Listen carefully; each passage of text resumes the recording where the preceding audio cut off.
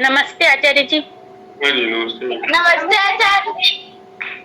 जी प्रणाम आचार्य जी। प्रणाम जी, प्रणाम जी। नमस्ते आचार्य जी।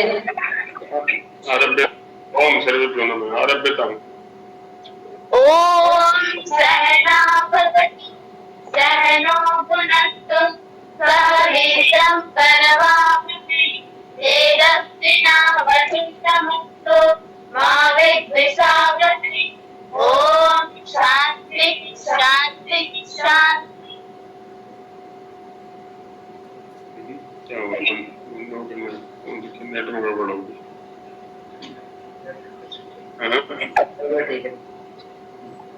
Very good.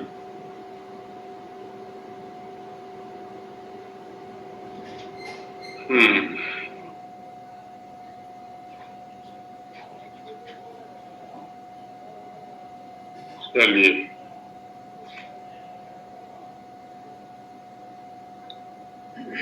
तत्पुरुष समास पर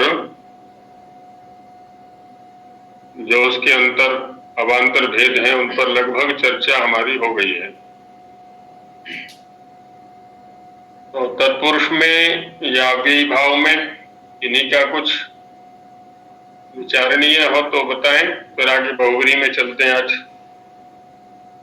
या कुछ नए प्रयोग कुछ लाए हो निकाल करके तो वो रख सकते हैं।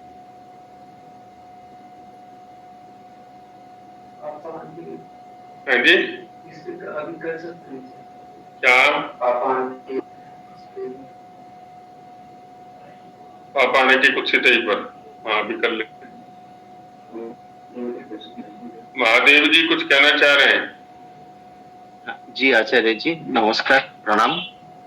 आचार्य जी दो भाषा, दो शब्द मुझे बहुत दिन से परेशान कर रहा है।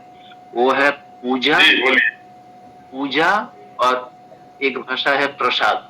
इसका मोटी भाषा में तो प्रसाद मीन्स वो जो देवता के सामने जो नैवेद्य अर्पण करता रहता है उसको सब जानते रहते हैं, मैं ही इसका ही ज्ञान है। और पूजा जैसे वो देवता का मूर्ति का सामने जैसा करते रहते हैं ऐसा ही पूजा है, लेकिन उसको प्रकृत रूप से कौन भाषा से वहाँ उद्भव हो गया और उसका जो व्याप्ति है थोड़ा सा उस पर आलोकपात करे तो मुझे कृतार्थ हो जाएगी। प्रसाद बांटते समय क्या श्लोक बोलते हैं पौराणिक जगत में? नहीं पता नहीं। प्रसादे सर्व दुखानाम हानिरस्योपजायते, ऐसा कुछ बोलते हैं वहां पर। गीता का श्लोक है। प्रसादे सर्व दुखानाम हानिरस्योपजायते। पूजा में पूज पूजायाम धातु है। हालांकि समास का प्रसंग चल रहा है हमारा, पर कोई बात नहीं, ये भी ज्ञातव्य विषय है, क्योंकि इन शब्दों को लेकर के बड़ी भ्रांति है आध्यात्मिक जगत में विशेषकर। तो पूज पूजायाम धातु से पूजा शब्द बनता है। पूजा से तात्पर्य होता है यथोचित व्यवहार, जिसके लिए जैसा व्यवहार उचित है उसके प्रति वैसा व्यवहार करना, यह है पूजा। पत्थर की पूजा करनी चाहिए कि नहीं करनी चाहिए महादेव जी? जी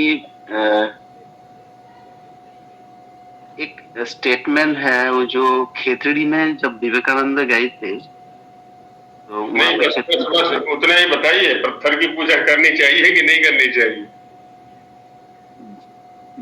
जो जत व्यवहार है उसको बारे में बोले तो उनको पास तो रिटर्न लेने के लिए चेतना तो नहीं है, इसलिए नहीं करना चाहिए। लेकिन मैं शैशव से तो ऐसा ही करते रहते हैं, इसमें थोड़ा सा संस्कार है, देख करके हाथ मस्तक में ठग जाता है, ऐसा ही। आपने अभी मैंने जो परिभाषा बोली थी उसको ध्यान से सुना नहीं लगता है। पूजा का तात्पर्य यथोचित व्यवहार, तो पत्थर के साथ में पत्थर के अनुकूल व्यवहार करें हम। पत्थर के लिए जो अनुकूल व्यवहार है, उचित व्यवहार है, वो करें। उसको भूमि में लगाएं, उसको दीवारों में लगाएं, उसको छत में लगाएं, उसका मकान बनाएं। ये उसकी पूजा हो गई है। जहां जहां उसका उपयोग कर सकते हैं, जैसे एक पत्थर लगाने वाला है तो वो उसकी पूजा करना जानता है, तो वो उसकी वास्तविक पूजा है। वृक्ष की भी पूजा करनी चाहिए। समय पर खाद पानी दें, निराई गुड़ाई करें। उसके जो पत्ते हैं, फूल हैं, फल हैं, छाल है, रस है, जड़ है, उनके जो औषधीय प्रयोग हैं उनको करें। ये वृक्ष की पूजा हो गई। माता पिता की पूजा है, उनकी आज्ञा का पालन करें, उनकी सेवा करें, उनको जो उपयोगी वस्तुएं हैं, भोजन आदि, वो उनको प्रदान करें समय पर। ये माता पिता की पूजा हो गई। तो ये कहलाती है पूजा। देवों की पूजा है। देवा विद्वांस हो गई। देवा, देव कौन है? जो दिव्यता प्रदान करते हैं, हमें प्रकाश दिखाते हैं, हमें ज्ञान दिखाते हैं, वो देव हैं। स्वयं भी प्रकाश में रहते हैं, ज्ञान में रहते हैं, और हमें भी ज्ञान में, प्रकाश में रखते हैं। उनसे उस ज्ञान की, उस प्रकाश की प्राप्ति करना, ये देवों की पूजा हो गई। और प्रसाद का अर्थ होता है प्रसन्नता। आयुर्वेद में सुश्रुत एक प्रामाणिक ग्रंथ है, उसमें एक श्लोक आया हुआ है स्वस्थ की परिभाषा के प्रसंग में। समाग्नि समदोषश्च समधातु मल क्रिया प्रसन्नात्मेन्द्रिय मना स्वस्थ इत्यभिधीयते। अब यहाँ पर प्रसन्न शब्द का प्रयोग है। प्रसन्न शब्द में भी वही धातु है जो प्रसाद में है। यहाँ भी प्रउपसर्ग है, वहां पर भी प्रउपसर्ग है। जो वस्तु जिस कार्य के लिए हमें मिली है, उस कार्य के लिए समर्थ होना, ये उसकी प्रसन्नता है। जैसे अंतःकरण है, बाह्य इंद्रियां हैं हमारे पास में, ज्ञानेन्द्रियां हैं, कर्मेंद्रियां हैं, मन बुद्धि चित्त अहंकार आदि अंतःकरण चतुष्टय है। और जो भी अवयव है, बहुत सारे अवयव हैं शरीर के हमारे पास में, जिस जिस कार्य के लिए वो हैं, उस कार्य की क्षमता उनमें बनी रहे, ये उनका प्रसाद है। जब विद्वान के पास जाते हैं, महापुरुष के पास जाते हैं, महात्मा के पास जाते हैं, तो वहां पर सद्वचन सुनने को हमें मिलते हैं। उनके साथ अपनी समस्याओं का समाधान होता है, तो उससे हमें प्रसाद की प्राप्ति होती है, प्रसन्नता की प्राप्ति होती है। तो वह है प्रसाद। जब देवों के सन्निकट जाते हैं तो प्रसाद मिलता है। प्रसाद माने प्रसन्नता। प्रसाद एक अवसाद होता है, अवसाद इसके विपरीत है। और यहाँ प्रसाद है, तो प्रसाद प्रसन्नता। अब चूंकि सीधे सीधे आते नहीं बच्चे बातें करने के लिए, चर्चा करने के लिए, तो उनको बुलाने के लिए कुछ मीठा रख दिया, कुछ और चीजें खाने की रख दी, जिससे कि बच्चे आ जाएं सुनने के लिए हमारी बातों को। तो वो बातें तो बीच में से हट गई और बातें चल गई, और प्रसाद ये खाने पीने की वस्तुओं में रूढ़ हो गया। तो ऐसे ये प्रसाद शब्द यहाँ विकृत हो गया है व्यवहार के स्तर पर। पूजा, यथोचित व्यवहार, प्रसाद, अंतःकरण बाह्यकरण के स्तर पर प्रसन्नता, स्वस्थता की अनुभूति होना। आचार्य जी, जब कोई अच्छा कर्म नहीं करते हैं, उसको रोज दिखाना, थोड़ा प्रहार करना बच्चे को, एक ही बातें करने का, समझाने का ढंग होता है। बातें यदि हम शुष्क भाषा में करेंगे, प्रताड़ित करने वाली भाषा में करेंगे, चोट लगने वाली भाषा में करेंगे, तो संभव है वो ना भी समझे या हमारी बात को ना भी सुने। और यदि वैसा व्यवहार करें जैसे कि एक बच्चे के प्रति करते हैं माता पिता,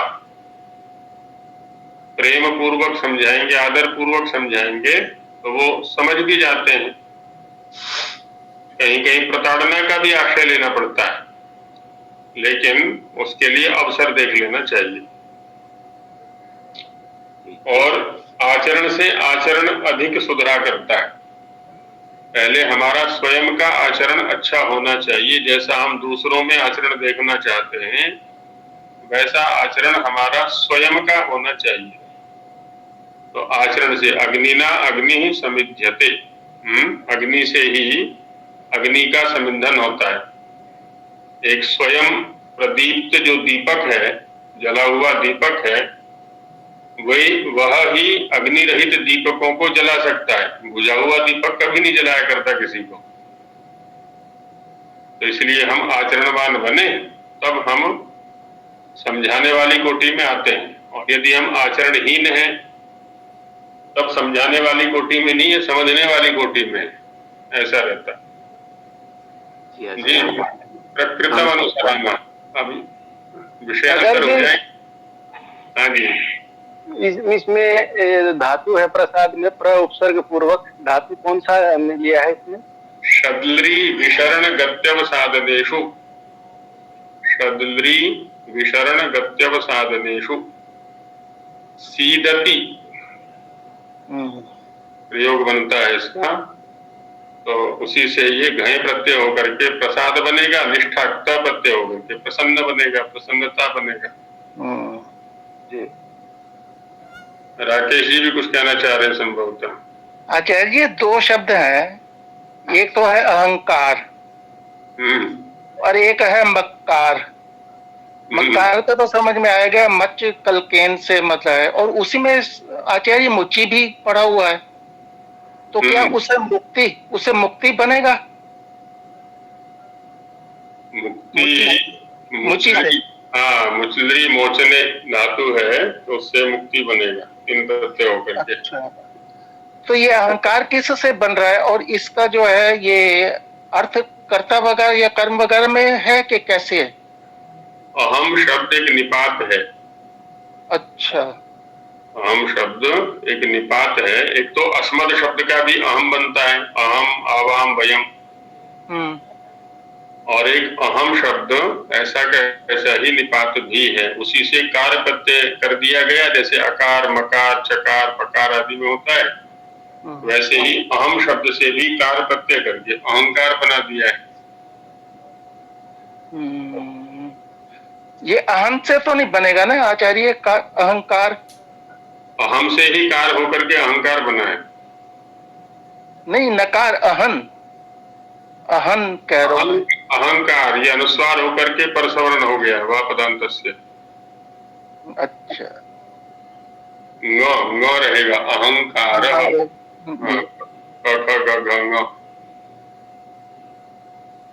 हाँ जी, क्या कह रहे थे आप पापाण के कुछ सितई में? अग्निना अग्नि ही समिध्यते, वेद मंत्र का अंश है। उसपे बस उदाहरण को लेके। हाँ जी, पाप नापितः, अणक नापितः, अणक अधिकारी। हाँ जी, अणक अधिकारी, अणक अधिकारी, ऐसा किसने दिया है? उदाहरण में दे रखा है क्या? समाज को दिखाने के लिए अणकाधिकारी। कहाँ से पढ़ रहे हैं, कहाँ दिया हुआ? अच्छा, नहीं, वो फिर आप जो पढ़े ना उदाहरण है वो अणकाधिकारी ऐसा होगा। जैसे यहाँ पर तो हो गया अणक नापिता, तो वहां अधिकारी के विशेषण के रूप में अणक हो गया। आपाधिकारी अणकाधिकारी, आपः पुरुषः। आपः पुरुषः अणकः पुरुषः, ऐसे बनेंगे। तो इसमें अणकाधिकारी करके हमने समास कर दिया। जी। अधिकारी, हाँ, कर्मधारय समास हो। कर्मधारय, हाँ, पापाण के कुछ समानाधिकरण का प्रसंग चल रहा है। समानाधिकरण का प्रसंग। इसमें हमें अवकाश संधि का हाँ, तो संधि का तो रहता ही सर्वत्र। तो अब हम इसको अणकाधिकारी बोले या अणकोधिकारी? नहीं, अणकाधिकारी रहेगा समस्त पद में। विग्रह वाक्य में कह सकते हैं आप अणकोधिकारी, क्योंकि विभक्ति का लुक नहीं हुआ है। समस्त पद जब बनेगा तो अणकाधिकारी ऐसा ही रहेगा। ये विवक्षित है, लेकिन संधि तो फिर लिखते हैं। संधि, हाँ संधि होगी नहीं, विवक्षित नहीं, वाक्य दशा में अणकोधिकारी, क्योंकि वाक्य दशा में प्रत्येक पद में विभक्ति रहेगी। अणकः अधिकारी चाहे तो आप ऐसा बोलें अथवा अणकोधिकारी ऐसा बोलें, उसमें आप स्वतंत्र हैं। लेकिन जब समास हो जाएगा तो वहां तो विभक्ति का लुक हो गया। इसमें हम कौन से में ऐच्छिक रख सकते हैं, समास में या प्रबल तक इसकी समास करें?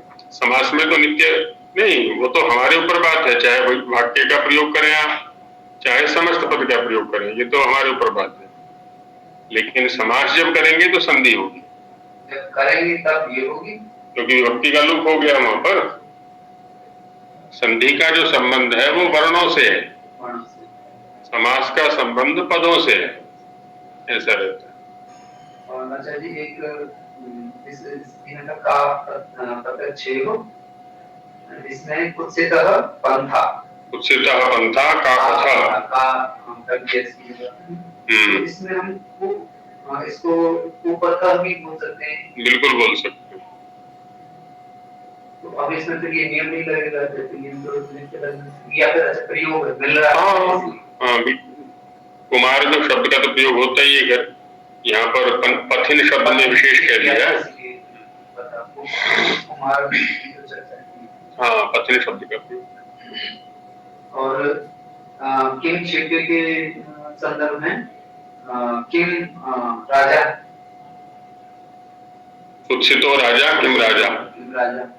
तो अब यहाँ पे हम समानाधिकरण, क्योंकि हमारा कर्मधारय का विषय चल रहा है, तो यहाँ समानाधिकरण कैसे देखेंगे? समानाधिकरण है ना, कुत्सितः राजा, दोनों प्रथमांत है। राजा कौन है? कुत्सित है। कुत्सित कौन है? राजा है। दोनों एक भी तो कह रहे हैं। नहीं, वो तो ठीक है, किम के अर्थ को दिखलाने के लिए हमने कुत्सित शब्द को लिया है। लेकिन जो स्वपद विग्रह नहीं होते हैं वो तो फिर अलग से, जितने भी अस्वपद विग्रह समास हैं तो उनमें हम क्या करते हैं कि उसके अर्थ को समझाने के लिए कोई दूसरा शब्द ले लेते हैं। जैसे यहाँ पर किम के अर्थ को समझाने के लिए कुत्सित शब्द ले लिया है, तो कुत्सितः राजा किम राजा। किम यहाँ पर नहीं, अव्यय तो क्या है, सर्वनाम संज्ञक है। उत्सार्थ में प्रयोग है इसका, बस ऐसा रहेगा। अब देखिए यहीं पर है, अब किम शब्द का राजा के साथ में दो प्रकार से समास हो सकता है। ये तो हो गया कुत्सित अर्थ में, कुत्सितः राजा किम राजा। और हम कह सकते हैं कस्य राजा, ऐसे भी समास कर सकते हैं, लेकिन वो षष्ठी तत्पुरुष में चला जाएगा। और तब जो समास समस्त पद बनेगा तब बनेगा किम राजा, किम राजा, कस्य राजा किम राजा।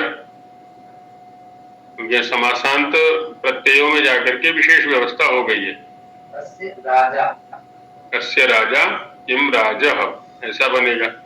राजा सखी टच से टच हो जाएगा यहाँ पर। और जब कुत्सित अर्थ में रहेगा तो वहीं पर इमह क्षेपे एक सूत्र है समासांत प्रकरण में 5-4 में, वो समासांत प्रत्यय का निषेध कर देता है।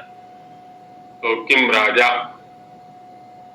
किम सखा यो भी द्रुह्यति, है ना। अंतर में किस तरह से देखना चाहिए? किम क्षेपे से किम राजा से इसमें आगे किम राजा समासांत नहीं हुआ, किम शब्द कुत्सित अर्थ में, किम राजः समासांत हो गया है, यहाँ पर प्रश्नवाची हो गया ये, कस्य राजा किम राजः, ऐसा बनेगा। हाँ जी, अर्चना जी कुछ कहना चाह रही है। आचार्य जी, किम राजा जब ये समानाधिकरण तत्पुरुष हुआ तो राजा की जगह राजन नहीं होगा? राजन, जी जी, राजन तो है ही मूल प्रातिपदिक। हम तो प्रायोगिक दशा में सुबंत का प्रयोग कर रहे हैं, जब इसकी स्वपद विग्रह सिद्धि में लेके जाएंगे तो राजन ही रखा जाएगा वहां पर। जी। चलिए आगे बढ़ा जाए। इन्हीं का कोई और प्रयोग तो नहीं है, नया कुछ छांट के लाए हो कहीं से? लाया कीजिए ढूंढ ढूंढ करके नए नए प्रयोग। जी सत्यवान जी कुछ कहना चाह रहे हैं। नहीं जी आचार्य जी, वो पहले से किया हुआ है। अच्छा, पहले से ही है। चलिए, संदेश एक मैंने लिख करके भेजा था, आप सभी के सामने होगा। जी देख लिया आचार्य जी। हाँ, उसको देख लें। तो लिख करके इसलिए भेज दिया था मन की बार बार ना बोलना पड़े, आप लोगों के सामने रहेगा वो, तो उसी को लेकर के चर्चा करेंगे। बहुव्रीहि में प्रवेश करते हैं। बहुव्रीहि के लिए अधिकार शेषो बहुव्रीहि से आरंभ हो जाता है। शेष शब्द का जो प्रयोग होता है,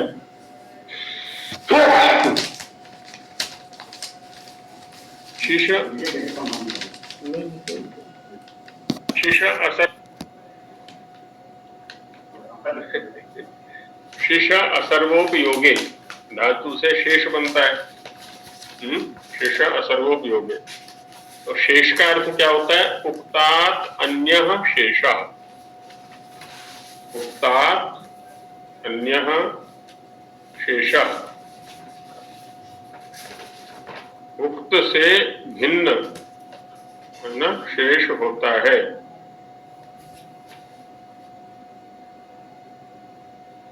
उक्ताद माने कथितात्, जिसकी चर्चा हम कर चुके।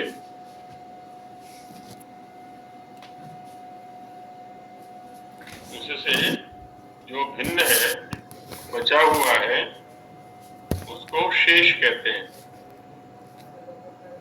जैसे भोजनादि के प्रसंग में कहते हैं ना कि ये शेष है, माने बचा हुआ है। तो वैसे ही यहाँ पर भी है, कहते हैं कि जो समास पहले हम विधान कर चुके हैं,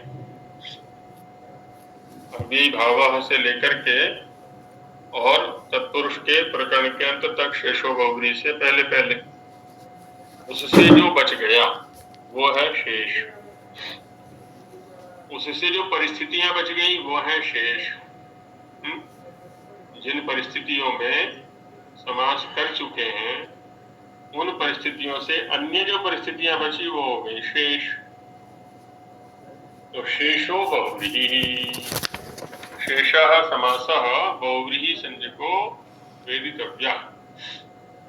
जो उपयुक्त समासों से बचा हुआ है उसको बहुव्रीहि समझना चाहिए। अब कहाँ समास होता है बहुव्रीहि? तो उसके लिए अगला सूत्र है अनेकम अन्य पदार्थे। अनेकम प्रथमा एकवचनांतम, अन्य पदार्थे सप्तमी एकवचनांतम।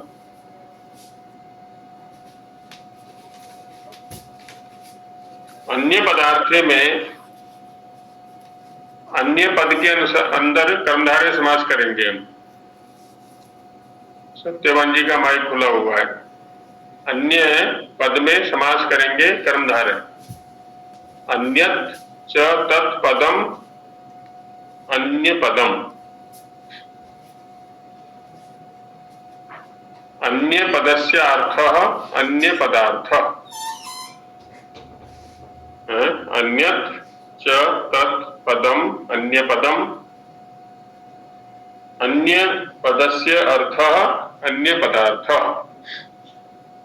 कर्मधारय गर्भ षष्ठी तत्पुरुषा।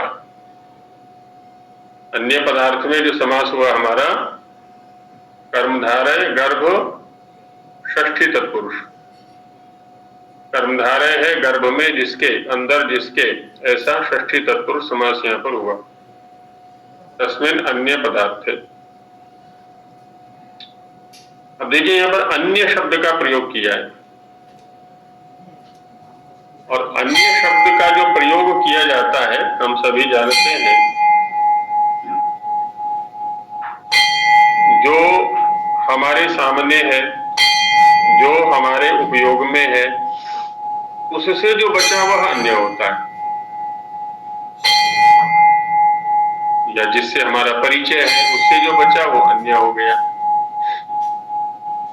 अब यहां जो कहा जा रहा है अन्य शब्द पद का विशेषण है, अन्यत् च तत्पदम अन्य पदम, भिन्न पद। अब जो अन्यता है, भिन्नता है, वो किसकी दृष्टि से रहेगी? जिन पदों के मध्य समास किया जा रहा है उनकी अपेक्षा। जिन पदों के मध्य हम समास करने जा रहे हैं उनकी अपेक्षा कोई अन्य पद, उसके अर्थ में ये बहुव्रीहि समास होता है। जी अर्चना जी। आचार्य जी, आपने जो अन्य पद का विग्रह किया है अन्य पदम का, तो अन्य च तद पदम बोला है कि अन्यत च तत्पदम बोला है? अन्यत तकारांत। जी धन्यवाद। अन्यत च तत्पदम अन्य पदम, समास में जाकर के अन्य ही रहेगा, वहां अन्यत नहीं होगा, और वाक्य में अन्यत रहेगा। तो अभी तक जो समास किए हमने, जैसे अभिभाव किया तो अव्ययार्थ की प्रधानता थी, तत्पुरुष किया तो उत्तर पदार्थ की प्रधानता थी, लेकिन यहां जो बहुव्रीहि का प्रकरण आ रहा है, यहां न तो पूर्व पदार्थ की प्रधानता है न ही उत्तर पदार्थ की प्रधानता है, अपितु जिन पदों के मध्य समास किया जा रहा है उनसे किसी अन्य पद के अर्थ की प्रधानता रहेगी। यहां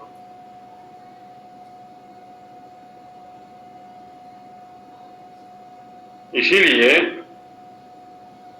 जब हम किसी भी समास पर खड़े हैं, किसी भी समास पर विचार कर रहे हैं, उस समस्त पद में, समास युक्त पद में जो लिंग और विभक्ति की योजना होती है वो किसके अनुसार होगी?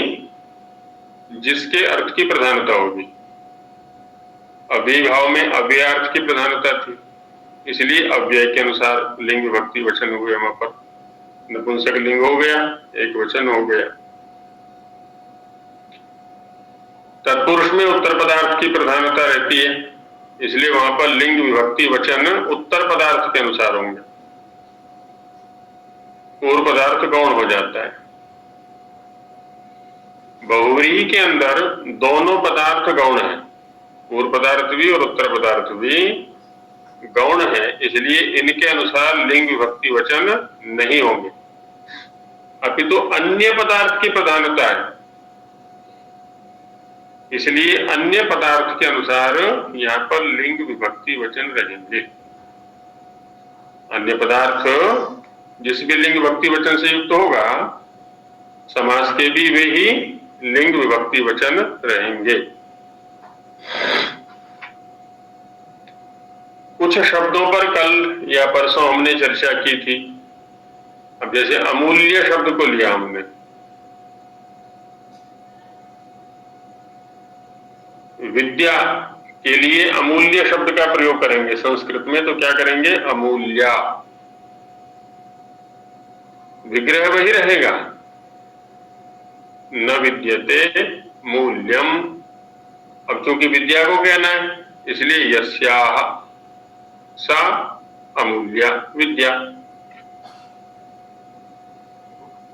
और यदि किसी पुरुष का विशेषण है, माना महापुरुष का विशेषण है, तो न विद्यते मूल्यम यस्य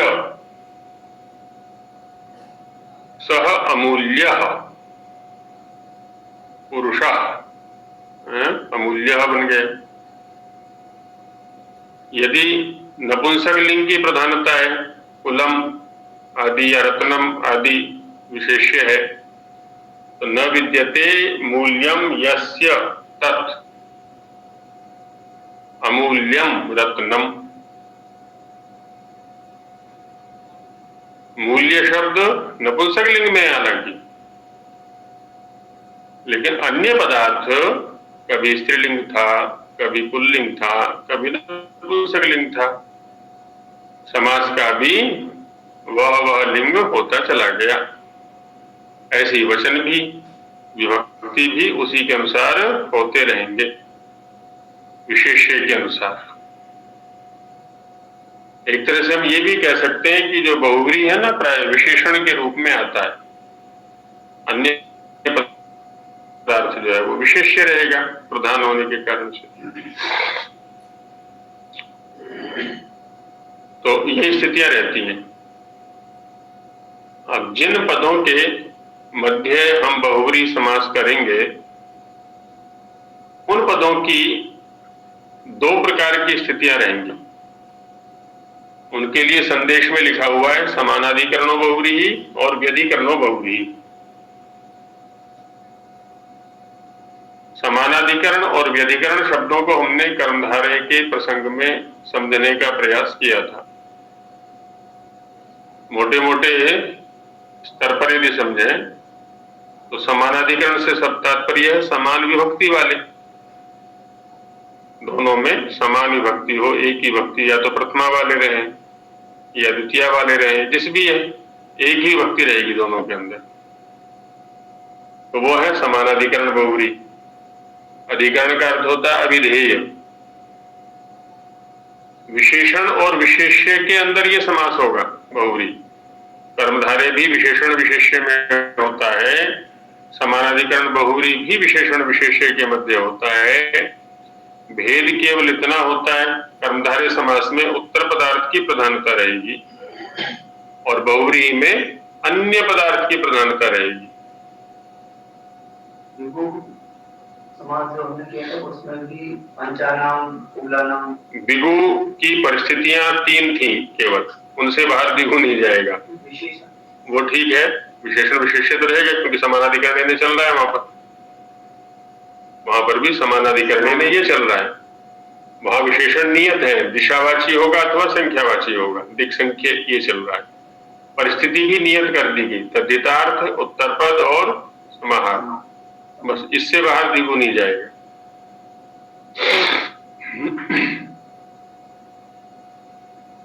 और यहाँ पर जो बहुव्रीहि के अंदर चर्चा चल रही है, हाँ, तो समानाधिकरण की चर्चा हम कर रहे थे। तत्पुरुष भी समानाधिकरण में होता है, बहुव्रीहि भी होता है। भेद कहाँ रहेगा? तत्पुरुष में उत्तर पदार्थ के अनुसार लिंग विभक्ति वचन रहेंगे और बहुव्रीहि में अन्य पदार्थ के अनुसार लिंग विभक्ति वचन रहेंगे। तो एक ही शब्द के अंदर दोनों समास हो सकते हैं। समानाधिकरण तत्पुरुष भी हो सकता है, समानाधिकरण बहुव्रीहि भी हो सकता है। वहां देखना हमें केवल इतना है प्रयोग के समय में कि ये उत्तर पदार्थ की प्रधानता को लिए हुए है या किसी अन्य पदार्थ की प्रधानता को लिए हुए है। विशेषण विशेष्य रहेंगे वहां पर वही। किसी भी कर्मधारय समास को हम बहुव्रीहि के अंदर भी ले जा सकते हैं, बस वहां समुदाय विशेषण बन जाएगा किसी अन्य का, अन्य पदार्थ में चला जाएगा वो। जैसे माना वीर पुरुषः शब्द है, वीर पुरुषः, तो वीर पुरुषः शब्द का क्या अर्थ करेंगे? है अब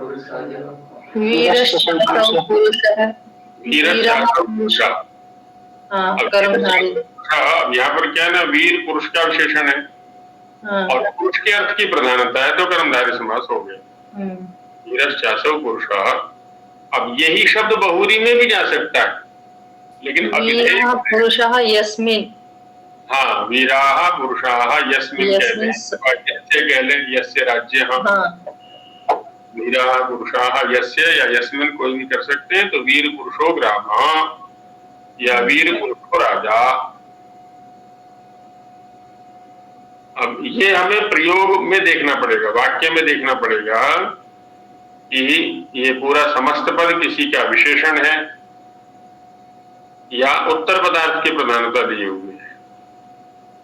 ये विवेक वही होगा वाक्य के जाकर। जी, यहाँ अब जैसे वीर पुरुष जो कर्मधारय था, इसको हम बहुब्रीहि में लेके गए। यहाँ तो जब बहुब्रीहि में जाएगा तो वीर पुरुष समस्त पद किसी का विशेषण मानना पड़ेगा फिर। बिल्कुल, वही तो मैं कह रहा हूँ ना, समस्त पद माने वीर तो पुरुष का विशेषण रहेगा ही निश्चित रूप से, लेकिन बहुब्रीहि में जाकर के वीर पुरुष ये समुदाय भी किसी अन्य का विशेषण बनेगा। जी, वो समस्त पद ही किसी अन्य पद का विशेषण बनेगा, वो राजा का बने या स्थान का बने, देश का बने। बिल्कुल बिल्कुल, वीर पुरुषम स्थानम, वीर पुरुषो ग्रामः, वीर पुरुषम नगरम, वीर पुरुषम राष्ट्रम, कहीं भी ले जा सकते हैं इसको। अभिधेय के अनुसार लिंग भक्ति वचन उसमें हो जाएंगे। ऐसे किसी भी शब्द को उठा सकते हैं हम। अब जैसे नील कमलम है, अब नीलम च तत्कमलम, यहाँ कमल को ही कह रहा है नीला कमल। और यदि करते हैं नीलानी कमलानी यस्मिन सरसी, तालाब में, है ना, नीले कमल हैं जिस तालाब में, तो नील कमलम सरा, ये बहुरी के अंदर चला गया, सरा तालाब का विशेषण बन गया ये। या नील कमला तड़ागा,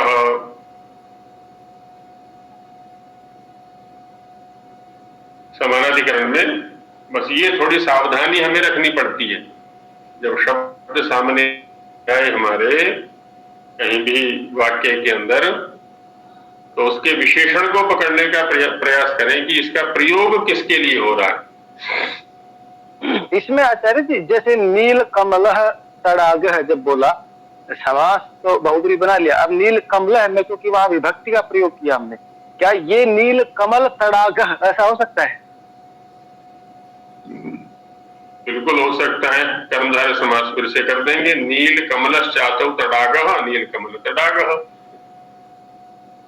कर्मधारय समास हो गया तड़ाग के साथ में। नील कमल का तड़ाग के साथ में कर्मधारय समास होकर के बन जाएगा। जी, बहुब्रीहि बनाने के लिए तो वहां विभक्ति का प्रयोग करना पड़ेगा। बिल्कुल, और इसमें बहुब्रीहि समास भी कर सकते हैं। देखिए, नील कमलाः तडागाः यस्मिन् ग्रामे या नगरे, नील कमल तडागः ग्रामः, बहुब्रीहि भी हो सकता है। जहां कर्मधारय होगा वही है, बस उसको देखना पड़ेगा प्रायोगिक स्थिति क्या है, इस पर ध्यान देना पड़ेगा। हाँ, वो समस्त पद विशेषण बनाना ही पड़ेगा अन्य पद का ये। हाँ, तो यदि अन्य कोई विशेष्य पद वहां प्रयुक्त हो रहा है तो बहुब्रीहि है, नहीं हो रहा है, उत्तर पदार्थ की प्रधानता है, तो कर्मधारय है। नील कमल तडागः शोभते, नील कमल तडागः शोभते, कर्मधारय हो गया। नील कमलों वाला जो तालाब है बहुत अच्छा लग रहा है। नील कमल तडागः ग्रामः शोभते, नील तडाग, नील कमल युक्त तडागों वाला ग्राम बहुत अच्छा है, वहां ग्राम का विशेषण बन गया। कहीं पर भी जा सकते हैं वहां पर। आचार्य जी, जी, एक शब्द है शांत तापम, सूर्य के लिए आया है। वाक्य बोली बहन जी, कहां से उठा रही है पूरा। शांत तापम सूर्य के लिए आ सकता है, जैसे सायंकालीन सूर्य है जी, अथवा दक्षिणायन का सूर्य है, उसके लिए प्रयोग में आ सकता है। शांतः तापः यस्य सह शांत तापः सूर्यः तम पश्य, ऐसा कुछ रहेगा। शांत तापम सूर्यम पश्य, शांत ताप वाले सूर्य को देखो। जी, बहुब्रीहि। हाँ, ऐसे बहुब्रीहि हो जाएगा। आचार्य जी, हम लोग हिंदी में एक शब्द बोलते हैं जलवायु, वास्तव में हमको उसको बोलना चाहिए जलवायु, ऐसा बोलना चाहिए। हिंदी या किसी भी भाषा के जो प्रायोगिक नियम है वो अपने अपने होते हैं जी। सब भाषाओं के अपने अपने होते हैं। संस्कृत में विवशता ये होती है कि प्रत्येक पद के साथ में लिंग विभक्ति वचन का हमें प्रयोग करना पड़ेगा। हिंदी में ऐसी कोई विवशता नहीं है। वाक्य में प्रयुक्त यदि कोई एक पद लिंग विभक्ति वचन को कह देता है तो अन्य पदों में प्रयोग करने की आवश्यकता नहीं। हिंदी के अंदर अब हाँ, तो ये हिंदी में, संस्कृत में भी है, वैदिक भाषा में ऐसा दिखाई पड़ता है। अब जैसे हिंदी में प्रयोग करते हैं हम, उस सुंदर पेड़ पर पक्षी बैठे हैं, या उस है ना हरे पेड़ पर पक्षी बैठे हैं, कुछ भी बना लें। तो यहां पर जो पर विभक्ति प्रत्यय है सप्तमी का, वो केवल पेड़ के साथ लगा दिया, उसमें नहीं लगाया, सुंदर में नहीं लगाया। नहीं तो कहना चाहिए था उस पर, सुंदर पर, पेड़ पर। संस्कृत वाले तो ऐसे ही करेंगे, तस्मिन सुंदरे वृक्षे, प्रत्येक पद में विभक्ति योजना रहेगी। हिंदी में नहीं, अनिवार्यता नहीं है तो नहीं है, उनके अपने नियम। जी, पीहू जी कुछ कहना चाह रही है, पीहू शर्मा जी। जी आचार्य जी, आचार्य जी जैसे पृथ्वी के दो शब्द मिलते हैं, जैसे एक तो प्री आदत है और पृथ्वी, और कहीं पे मिलता है पृथ्वी, ऐसा। तो मतलब दोनों की अलग अलग क्यों होते हैं, क्या इनका मतलब अर्थ सेम होते हैं? पृथ्वी के लिए 3 शब्द आते हैं, एक है पृथ्वी, एक है पृथ्वी और एक है पृथ्वी। तीनों शुद्ध है, पृथ्वी, पृथ्वी, पृथ्वी। उणादि के अंदर प्रथ धातु से शिवन, शवन और श्वन 3 प्रत्यय किए हुए हो। शिवन करेंगे तो पृथ्वी, शवन करेंगे तो पृथ्वी, श्वन करेंगे तो पृथ्वी, ऐसे तीनों शब्द आते हैं। तो ऐसे हम समानाधिकरण जो बहुव्रीहि है उसमें देख सकते हैं। माने जितने भी हमने कर्मधारय के अंतर्गत उदाहरण देखे हैं वो सभी यहां भी आ सकते हैं, बस अन्य पदार्थ की प्रधानता होगी। अच्छा, अन्य पदार्थ को दिखलाने के लिए प्रथमा के अतिरिक्त किसी भी विभक्ति का प्रयोग हम किया करते हैं। द्वितीयार्थ में बहुव्रीहि होता है, तृतीयार्थ में होता है, चतुर्थ्यर्थे बहुव्रीहि, पंचम्यर्थे बहुव्रीहि, षष्ठ्यर्थे बहुव्रीहि, सप्तम्यर्थे बहुव्रीहि। द्वितीया, तृतीया, चतुर्थी, पंचमी, षष्ठी, सप्तमी, इतने स्तर पर अन्य पदार्थ का कथन हुआ करता है। जैसे एक एक उदाहरण हम देख लें प्रसिद्ध। प्राप्तम उदकम यम ग्रामम। यम ये द्वितीय एकवचन है ना, प्राप्तम उदकम यम ग्रामम। आवश्यक नहीं यही ले, हम ये भी कह सकते हैं प्राप्तम सुखम यम पुरुषम, प्राप्त सुखा पुरुषा, ये भी कर सकते हैं। प्राप्तोदको ग्राम, प्राप्त हो गया है उदक जिस ग्राम को, सह प्राप्तोदको ग्राम।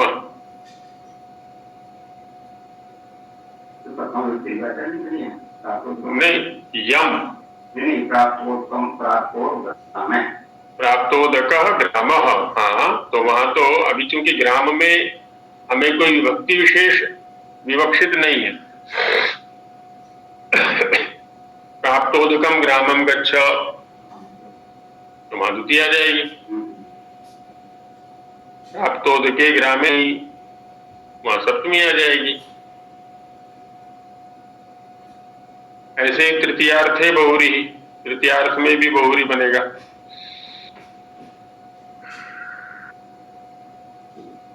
पठिता विद्या येन,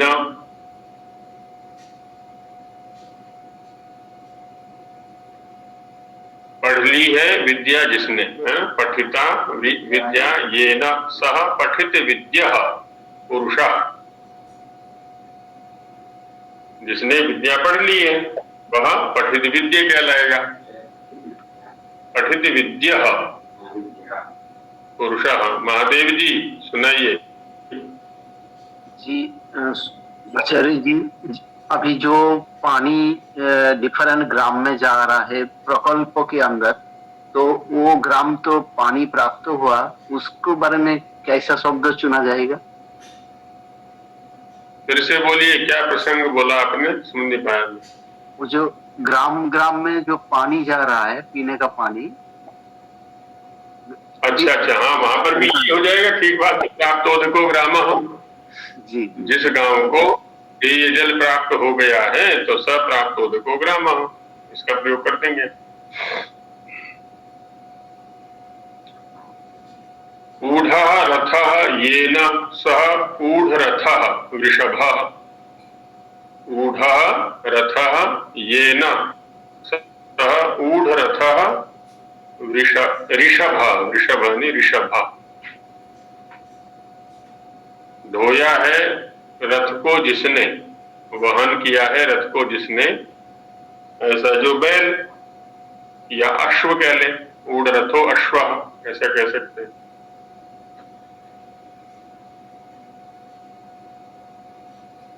वृषभ नहीं आएगा? एक होता है वृषभ और एक होता है ऋषभ। जी, हिंदी में तो वृषभ ही मानते हैं हम लोग, जो मतलब बैलगाड़ी में लगता है। हाँ, तो होता है क्या ना, ऋषभ ही मानते हैं। जी जी, ऋषभ सही है। दोनों जी, दोनों ही सुनते हैं गुरु आचार्य जी। जी जी जी। व्यवहार जो चला करता है वो प्रायः रूढ़ी वृत्ति में चला करता है या संज्ञा में चला करता है। ऋषभ शब्द बनता है ऋषि गतौ धातु से, है ना। ऋषि धातु से ऋषभ बनेगा, जो गति करने के काम आता है, बैलगाड़ी के लिए, हल के लिए या अन्य जो भी गतिविधियां हैं उनके लिए जो काम आता है उसको बोलते हैं ऋषभ। और वृषभ आता है गर्भाधान के लिए, हरियाणा में जिसको खागड़ बोलते हैं, उत्तर प्रदेश में सांड बोल दिया जाता है। तो वृषभ, वृषभ वृषु सेचने धातु से बनता है। तो जो सेचन में समर्थ है, गर्भाधान में समर्थ है, उसके लिए वृषभ शब्द का प्रयोग होता है। तो ऋषभ और वृषभ शब्दों में ये मौलिक अंतर है। हाँ, ऊढ़ रथः ऋषभः या ऊढ़ रथः अश्वः, कुछ भी कर सकते हैं वहां पर, ऐसा हो जाएगा। उपहृतम पुस्तकम यस्मै, चतुर्थ्यर्थे बहुरी। उपहृतम पुस्तकम यस्मै सह उपहृत पुस्तकः पुरुषः। उपहार में दे दी है पुस्तक जिसको, उपहृतम पुस्तकम यस्मै,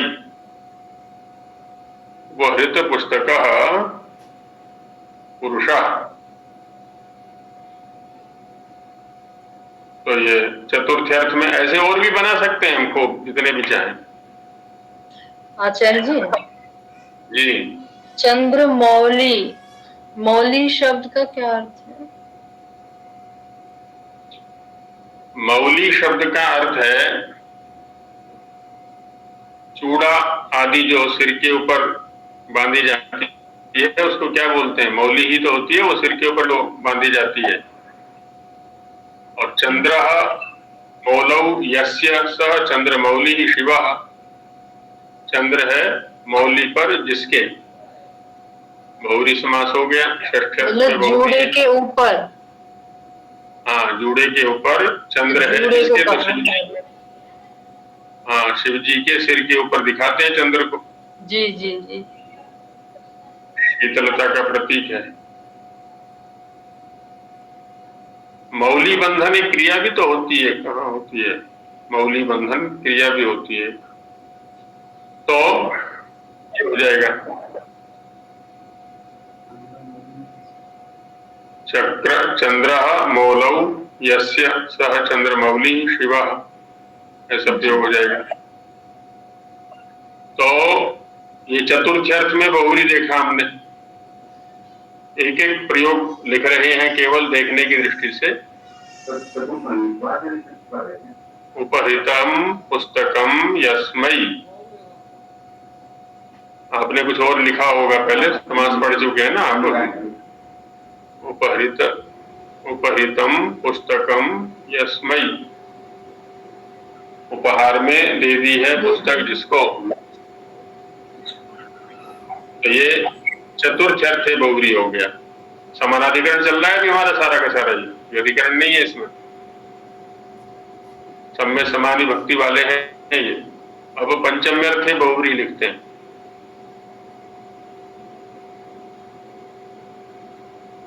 अब इसी को जैसे ले ले हम, उद्धृतम पुस्तकम यस्मात्, उठा ली है पुस्तक जिस मेज से या मंच से या बक्से से, कहीं से भी ले लें। उद्धृतम पुस्तकम यस्मात् सह उद्धृत पुस्तकः मंचः, उद्धृत पुस्तकः मंचः या उद्धृत ग्रंथः मंचः, उद्धृतः ग्रंथः यस्मात्, ग्रंथः लिख लें चाहे पुस्तक लिख लें, कुछ भी लिख लें।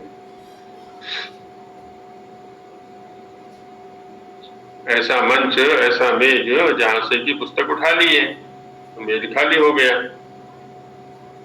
तो उद्धृत पुस्तक मंचः, ये पंचम अर्थ में बहुरी हो गया। षष्ठ्यर्थ बहुरी तो बहुत सारे हैं हमारे पास। अब जैसे एक शब्द आता है चक्रपाणी, चक्रपाणी किसके लिए आता है? विष्णु जी के लिए, श्री कृष्ण जी के लिए आता है। विष्णु जी के लिए, विष्णु जी है, श्री कृष्ण जी के लिए है, हाँ, विष्णु के लिए भी है, श्री कृष्ण के लिए भी है। चक्रम पाणौ यस्य, चक्रम पाणौ यस्य सह चक्रपाणि।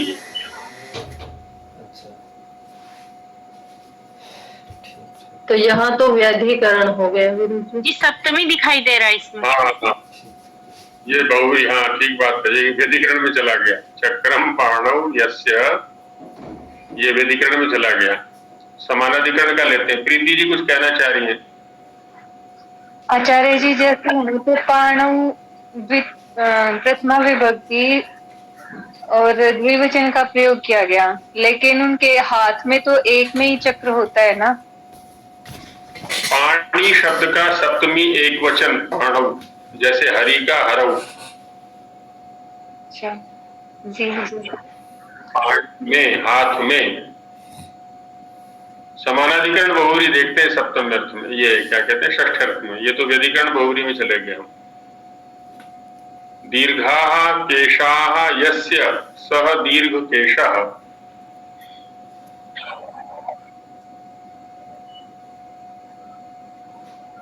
दीर्घाः केशाः यस्य सह दीर्घ केशः। जी सरदार, और भी बहुत सारे हैं। श्वेतांबरा, बालक भी हो सकता है कोई आजकल का। हाँ, बालक भी है, पता ही नहीं पड़ता। सुग्रीव हो सकता है आचार्य। शोभना ग्रीवा यस्य, शोभना ग्रीवा यस्य सुग्रीवः। हाँ, शोभना ग्रीवा यस्य स सुग्रीवः।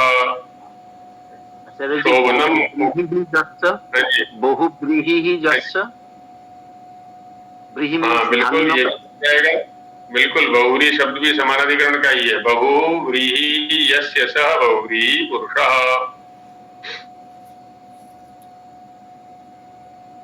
जी बहवः महादेव जी में बहवा भी कर सकते हैं, बहु भी कर सकते हैं, दोनों कर सकते हैं। जी बहवः भी हो जी। और महादेव जी भी बहुरी समास लिए बैठे हैं। जी महादेव में जी। बहुरी होगा कि नहीं होगा? जी कर्मधारय भी हो सकता है, महादेव या महान्तः देवाः यस्य सः महादेवः। जी जी आचार्य जी बहुव्रीहि नहीं समझ में है। कर्मधारय जी, कर्मधारय तो दिखाई दे रहा है, बहुव्रीहि नहीं दिखाई दे रहा है।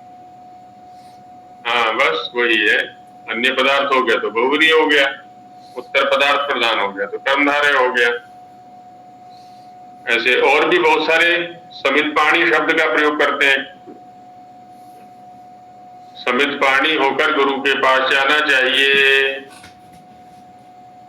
तो समित पाणी में क्या समास करेंगे?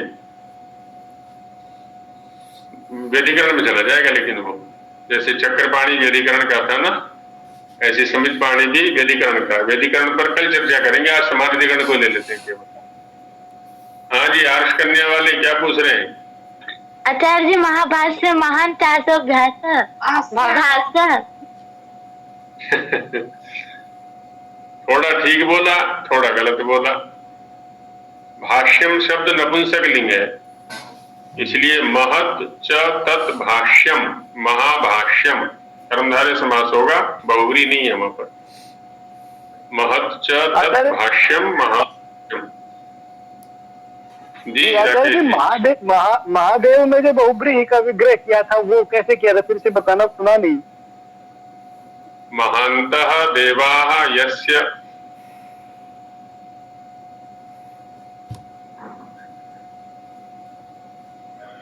महान्तः देवाः यस्य, बड़े बड़े देव हैं जिसके, वो महादेव हो गया। और स्वयं यदि हो तो महाशासव देवा महादेवा, ये भी बन सकता है।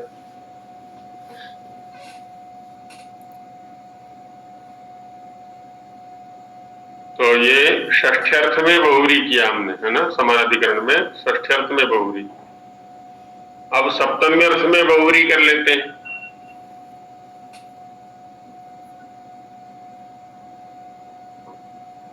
सप्तमी अर्थ में बहुव्रीहि में कौन सा उदाहरण बनेगा? है कुछ, है किसी को ध्यान कुछ? वीरः पुरुषः यस्मिन्। हाँ, वीराः पुरुषाः यस्मिन् आरंभ में ही बोला था, इसमें ही है। वीराः। हाँ जी, हाँ जी। यस्मिन् ग्रामे नगरे वा वीर पुरुषः ग्रामः, वीर पुरुषा नगरी, वीर पुरुषम नगरम। अन्य पदार्थ के अनुसार लिंग विभक्ति वचन हो जाएंगे। सज्जनः पुरुषः यस्मिन् गुरुकुले। अपने आसपास भी शब्दों को ढूंढे। व्यवहार में बहुत सारे शब्द मिल जाएंगे जिन शब्दों का हम प्रयोग किया करते हैं ना दैनंदिन व्यवहार में, ऐसे बहुत सारे शब्द मिलेंगे, तो ध्यान देने की आवश्यकता है वहां पर। तो ये समानाधिकरण बहुव्रीहि जो कि 6 विभक्ति अर्थों में है, द्वितीया, तृतीया, चतुर्थी, पंचमी, षष्ठी और सप्तमी, अन्य पदार्थ के रूप में इनको हमने देखा। अब कल जो चर्चा करेंगे हम तद्गुण संविज्ञान, नहीं पहले व्यधिकरण की कर लेंगे, व्यधिकरण बहुव्रीहि की, और उसके बाद समय बचेगा तो तद्गुण संविज्ञान और तद्गुण संविज्ञान क्या है इस पर चर्चा करेंगे। अपनी ओर से कुछ उदाहरण बना करके भी ला सकते हैं आप लोग, ढूंढ करके भी ला सकते हैं साहित्य के अंदर से। अब यही विराम लेते हैं, समय हो गया है। मंत्र पाठ। ओम सहना भवतु सहनौ भुनक्तु सह वीर्यं करवावहै तेजस्विनावधीतमस्तु मा विद्विषावहै। ओम शांति शांति।